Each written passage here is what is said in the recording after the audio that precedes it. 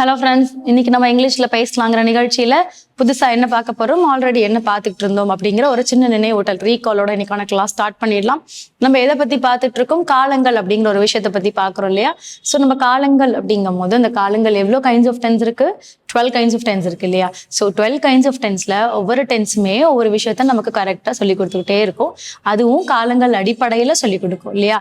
Present, past, future, அதாவது நம்மளுடைய ப்ரெசென்ட்ல பேசக்கூடிய நிகழ்காலம், அதே மாதிரி பாஸ்ட் இறந்த காலம், ஃபியூச்சர் எதிர்காலம். ஸோ இந்த மாதிரி பேசக்கூடியது அப்ஸ் அண்ட் டவுனோடு நம்ம என்ன பண்ணலாம், கொண்டு போகலாம். ஸோ டென்ஸ் ஆஃப் 12 அப்படிங்கும் போது அந்த 12 டென்ஸ்ல நம்ம என்ன டென்ஸை நல்லா ப்ராக்டிஸ் எடுத்தோம், ஃபியூச்சர் பர்ஃபெக்ட் டென்ஸ் எடுத்தோம். அடுத்து இருக்க ஃபாலோட் பைல ஹெட்டர் வந்து பார்த்தோம்னா கண்டினியூஸ் தான். ஸோ இந்த கண்டினியூஸ்ல வரும்போது which continuous is to be a first கண்டினியூஸா எது இருக்கணுங்கிறது தான். ஸோ ப்ரெசென்ட் கண்டினியூஸ் வந்து ஃபர்ஸ்ட்ல இருக்கிற மாதிரி. ஸோ இந்த ப்ரெசென்ட் கண்டினியூஸ் ஃபர்ஸ்ட்ல இருக்கணும் அப்படின்னா நம்ம எப்படி, அதாவது ப்ரெசென்ட் நிகழ்காலத்துல கண்டினியூஸ் ஒரு ஃபார்மேஷன்ல ப்ரெசென்ட்ல நம்ம பேசுறோம் அப்படிங்கிறது சரிங்களா. ஸோ அப்படி இருக்கும்போது இப்போ இவன் இந்த வேலையை செய்யறான், இவன் இதை பண்ணிட்டு இருக்கான், படிச்சுக்கிட்டு இருக்கான், செய்துட்டு இருக்கான் அப்படிங்கிறது எல்லாமே நிகழ்காலம். அந்த நிகழ்காலத்துல நம்ம என்ன பண்றோம், அழகா ஜஸ்டிஃபை பண்ணி நம்ம அந்த சென்டென்ஸ் வாக்கியத்தை கொடுக்குறோம். ஃபைன். ரூல் மட்டும் இருந்தா போதுமாம, இல்ல சேம் ரூலே வான்னு கேட்டீங்கன்னா சேம் ரூல் கிடையாது. ஏன்னா அது ஃபியூச்சர் பர்ஃபெக்ட், இது வந்து ப்ரெசென்ட் கண்டினியூஸ்.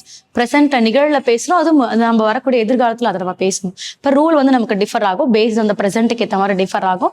அண்ட் அது மட்டும் இல்லாம நம்ம என்ன பண்ணுவோம்னா ஆக்ஷன் எடுப்போம், செயல் வார்த்தைகள் என்ன பண்ணும், அந்த வாக்கியத்தை வந்து ரொம்பவும் ஹைலைட்டடா, அது மட்டும் இல்லாம அப்ஸ் அண்ட் டவுனோட நான் என்ன பேசுறோம், நம்ம என்ன அர்த்தத்துல பேசுறோம் அப்படிங்கிறதையும் சேர்த்தே சொல்லும் உங்களுக்கு சரிங்களா.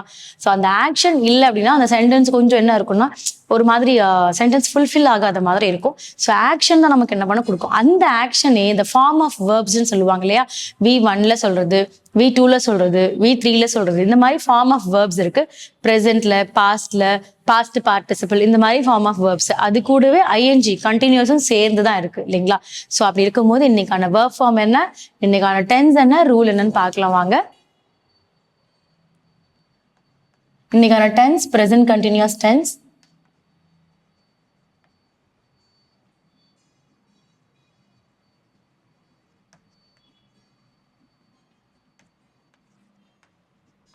இதுல positive form,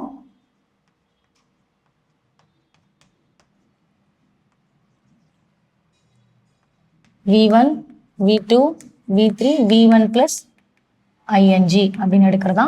verb 1, verb 2, verb 3, verb 1 plus ing.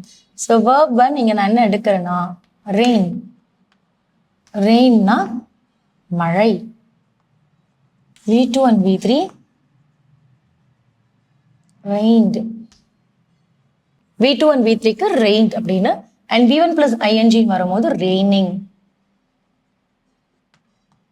So மழை என்ன பண்ணுது, மழை என்ன பண்ணுதுங்கிறது பெய்கிறது இல்லையா. ஸோ மழை பெய்தது, பெய்கிறது, இல்லை பெய்கின்றது அப்படிங்கிற மாதிரி சொல்றது. ரெயின், ரெயின்ட், ரெயின்டு, ரெய்னிங் அப்படின்னு. இதுல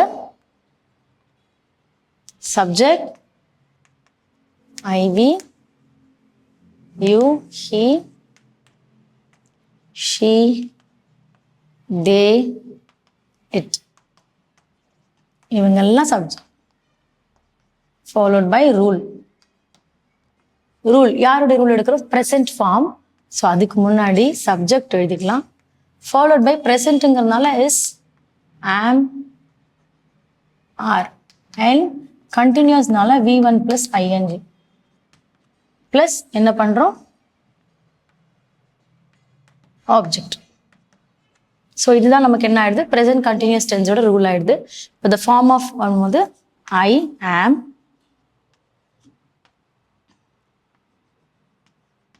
we are, you are, they are, he is, she is, she is, he is, then it is. So யார் யாருக்கு என்னென்ன ஃபார்ம்ஸ் வரும்ன்றது கொடுத்தாச்சு. ஸோ இப்போ எக்ஸாம்பிள், ரொம்ப சிம்பிளான sentence. It is raining heavily. இப்போ மழை எப்படி பெய்யுது, வேகமா பெய்யுது, அதிகமா பெய்யுது. ஸோ அப்போ இட் இஸ் ரெய்னிங் ஹெவிலி. மழை வந்து அதிகமா பெய்யுது. ஹெவிங்கிறது என்னது? இட்ஸ் டூ வெயிட் இல்லையா, அதிகமா பெய்யுது. ஸோ அப்போ ஹெவிலி அப்படிங்கும் போது அதிகம் இல்லையா, அப்போ நம்ம எதை சொல்றோம்னா கன மழை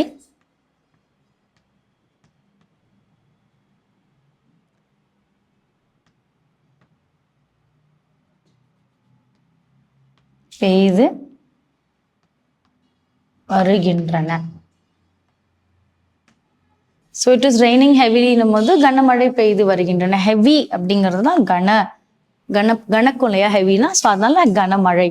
ஸோ அதாவது ரெய்னிங்கும் சேர்த்து கனமழை பெய்து வருகின்றன அப்படின்னு கொடுக்குறோம். இதை நீங்க வந்து இதே நம்ம ரெயின் கொடுத்ததால நீங்க வேற மாதிரி எழுதலாம். அதாவது எப்படி எழுதலாம்னா, நம்மளுடைய ஸ்கை அப்பியர்ஸ் எப்படி இருக்குன்னா கொஞ்சம் ரொம்ப வந்து கிளவுடியா இருக்கு, விச் லைக் ரெய்னியா இருக்கு, அது மாதிரி எழுதலாம். It is supposed to be raining அப்படிங்கிற மாதிரி எழுதலாம். ஸோ இப்போ இந்த ரெயின், இந்த மழை அப்படிங்கிறத இங்க எங்க மட்டும் தான் யூஸ் பண்ண இட்டுன்ற இடத்துல யூஸ் பண்ற மாதிரி இருக்கு. இல்லைன்னா த ஸ்பேஸ் ஆஃப், அதாவது நம்மளுடைய அது சார்ந்த வார்த்தைகளை நம்ம யூஸ் பண்ணலாம். ஏன்னா இதை வந்து நம்ம என்ன பண்ண முடியாது, ஒரு பர்சனாலிட்டியை ஆட் பண்ண முடியாது. சின்ஸ் வந்து நமக்கு என்னது, மழைங்கிறது என்னது, ஒரு நேச்சர். ஸோ அந்த நேச்சருக்கு நம்ம என்ன பண்ண முடியாது, அவன் அவள் அப்படிங்கிற ஒரு ஜஸ்டிஃபிகேஷன்ஸ் கொடுக்க முடியாது. ஸோ அதனால இந்த மாதிரி ஃபார்ம்ஸ் எல்லாமே நம்ம எடுத்துக்கலாம். சரிங்களா? ஸோ இதுல வந்து நம்ம இப்படிதான் எழுதணும்லாம் கிடையாது. இது இன்னும் நீங்க டிஃப்ரெண்டா சென்டென்ஸ் கூட எழுதலாம். சரிங்களா? ஸோ இன்னைக்கான வெர்ப் ஃபார்ம், இன்னைக்கான ரூல், இன்னைக்கான சென்டென்ஸ் வந்து நம்ம இன்ட்ரெஸ்டிங்கா உங்களுக்காக பார்த்துருக்கோம். ஸோ நெக்ஸ்ட் கிளாஸ்ல நெக்ஸ்ட் இன்ட்ரெஸ்டிங்கான சென்டென்ஸோட உங்களை மீட் பண்றேன். தேங்க்யூ.